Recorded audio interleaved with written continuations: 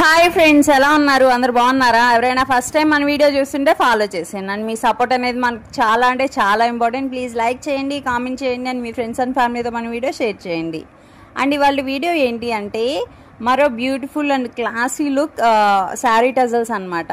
మనకి శారీ వచ్చేసి pastel green ఉంది కదా, పాస్టల్ గ్రీన్ అండ్ సిల్వర్ పళ్ళుతో బ్యూటిఫుల్ కాంబినేషన్లో వచ్చేసింది.